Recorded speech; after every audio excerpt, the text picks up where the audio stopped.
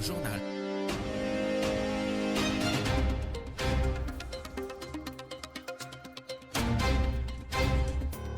Le journal de 19h, bonsoir. Au sommaire, le génocide aveugle se poursuit dans Gaza au vu et au su de la communauté internationale. Ce mardi fut un jour de deuil national en Tunisie avec les funérailles des 3 élèves décédés dans l'effondrement du mur de leur établissement scolaire hier à Amazona. Un lot de 80 bus réceptionnés, ils entreront en service dans quelques semaines. La Chine refusera désormais l'acquisition des avions du constructeur américain Boeing. Météo, conditions favorables ce soir à la chute de pluie orageuse sur les régions ouest du nord et du centre. L'Organisation internationale de protection des enfants de la Méditerranée a appelé à la nécessité de hâter l'enquête sur l'effondrement du mur dans le lycée de Massouna, soulignant que toute personne dont l'implication dans ce drame est prouvée doit être démise immédiatement de ses fonctions, mis à part l'obligation de déterminer la responsabilité de chacun et d'ajouter, si les normes de sécurité avaient été appliquées, ce drame n'aurait pas eu lieu, la négligence est flagrante.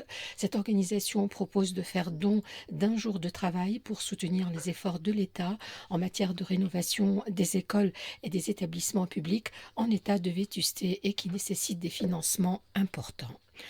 Face à cette tragédie, des voix s'élèvent pour réclamer un véritable changement, exigeant une refonte des approches en matière d'infrastructure et insistant sur l'importance d'impliquer toutes les parties prenantes, collectivités locales, sociétés civiles, parents et autorités centrales.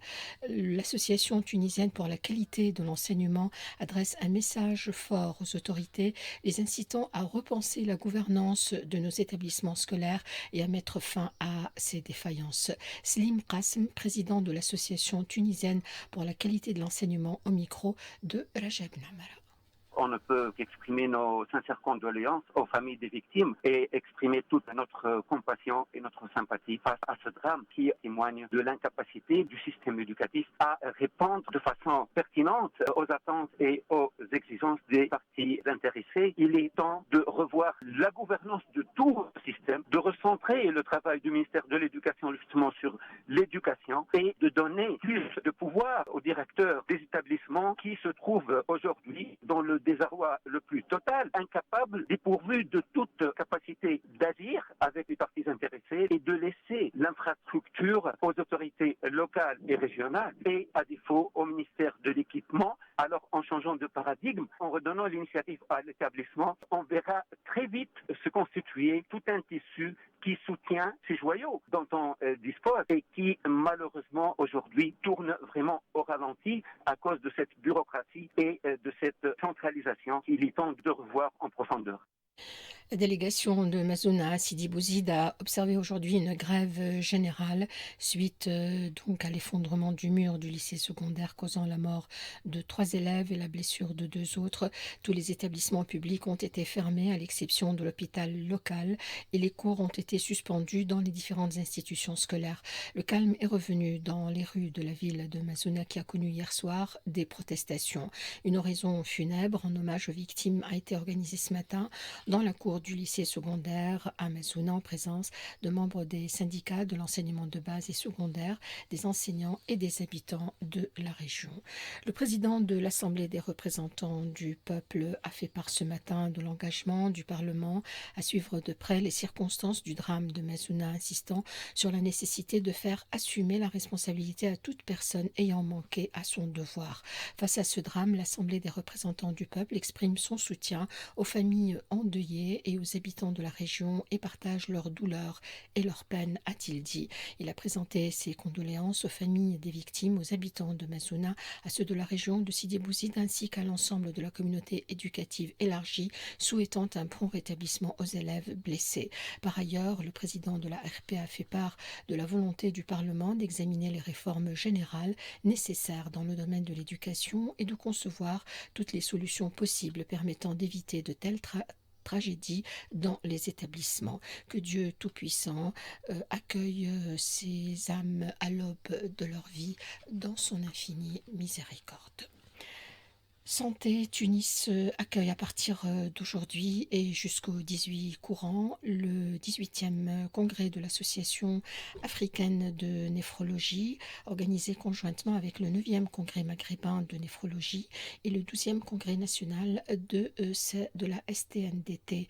Il s'agit d'un événement scientifique majeur où plus de 97 conférenciers internationaux et 600 participants prennent part aux dernières avancées dans le domaine de la néphrologie. Selon Dr Srili, président de la Société tunisienne de néphrologie, dialyse et transplantation, 10% de la population tunisienne souffre de pathologie rénale avec plus de 14 000 patients en dialyse et la liste d'attente pour les greffes est en hausse constante. Dr Habib Srili intervient au micro de Ensaf Zeri. Dans notre pays, malgré les efforts déployés depuis des années concernant la transplantation rénale, nous faisons la transplantation rénale à partir des donneurs cadavériques. Malgré cela, la liste d'attente ne cesse de s'allonger. On a plus de 14 000 malades aujourd'hui qui sont en hémodialyse. Pratiquement la moitié auront besoin d'un rein et on est très très loin de réaliser cette cible. Par ailleurs, aujourd'hui, heureusement, on fait beaucoup faire en matière de prévention de la maladie rénale chronique et de la progression de cette maladie-là qui devient un fléau mondial avec l'avènement de plusieurs molécules qui sont tout à fait prometteuses. Mais au jour d'aujourd'hui, la prévalence de la maladie rénale chronique dans notre pays, c'est pratiquement un Tunisien sur 10 serait atteint de maladie rénale chronique et ça, un chiffre qui fait peur. On a réalisé aussi un registre concernant les diabétiques et on s'est rendu compte que sur 10 malades tunisiens diabétiques, il y en a 4 qui vont avoir des problèmes au niveau de leurs reins. La société de transport de Tunis vient de réceptionner ce matin un premier lot de 80 bus de transport urbain parmi une flotte de 165 bus standards modifiés en marge des derniers Jeux paralympiques de Paris. Ce premier lot de bus entrera en service dans quelques semaines en attendant la réception d'un deuxième lot de 85 bus, indique la société. Disposant d'un plancher bas, ces bus écolos sont équipés d'un filtre à particules conforme aux normes européennes Euro 5, d'un escalier automatique pour permettre aux personnes à mobilité réduite d'y accéder facilement, notamment à l'espace réservé aux personnes en chaise roulante, d'un système de ventilation et de climatisation pour certains d'entre eux, en plus d'un système de vidéosurveillance et d'un autre système de changement de vitesse automatique. Ces bus contribueront à améliorer le système du transport public tunisien. Dans le monde et dans les terres palestiniennes, au moins 5 Palestiniens sont tombés en martyrs, d'autres blessés ce matin dans des bombardements de l'armée israélienne. Rien que depuis le 18 mars, les bombardements aériens de l'entité sioniste ont fait 1613 martyrs et 4233 blessés, tandis que le bilan de l'agression sioniste contre l'enclave palestinienne s'élève à 50 983 martyrs et 116 274 blessés depuis le 7 octobre 2023.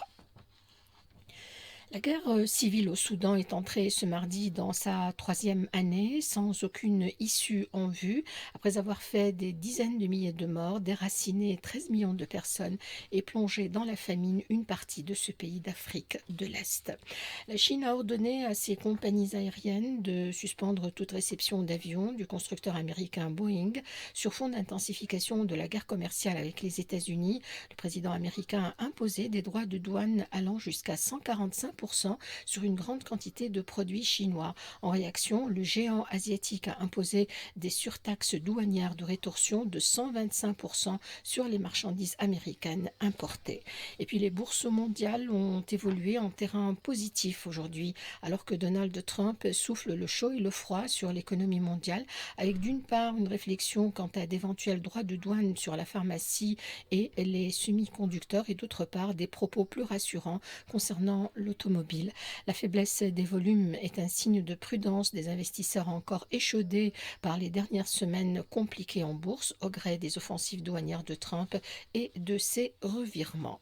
Les derniers pourparlers du projet d'accord international visant à mieux se préparer et à mieux lutter contre les pandémies s'est prolongé aujourd'hui au siège de l'Organisation mondiale de la santé dans un contexte de crainte des droits de douane américains sur la pharmacie. Les discussions ont avancé avancé plus lentement que prévu après 3 jours de pause. Elle bute essentiellement sur le transfert de technologies pour la production de produits de santé liés aux pandémies, en particulier au profit des pays en développement. Le sujet avait été au cœur de nombreux griefs des pays les plus démunis lors de la pandémie du Covid-19, quand ils voyaient les pays riches s'accaparer ces doses de vaccins et autres tests. Météo, le temps sera cette nuit favorable à la chute de pluies éparses qui seront provisoirement orageuses sur les régions ouest, du nord et du centre. Les pluies se poursuivront demain mercredi sur les zones ouest, puis elles concerneront l'après-midi les régions est, du nord et du centre. Point final à ce journal, il est 19h12. Quelques titres en rappel. Le génocide aveugle se poursuit dans Raza, au vu et au su de la scène mondiale. Ce mardi fut un jour de deuil national en Tunisie avec les funérailles des 3 élèves décédés dans l'effondrement du mur de leur établissement scolaire hier à Massouna. Et puis un lot de 80 bus réceptionnés, ils entreront en service dans quelques semaines. Merci à l'ingénieur son ce soir, Faisal Haleli. Restez bien branchés sur RTC.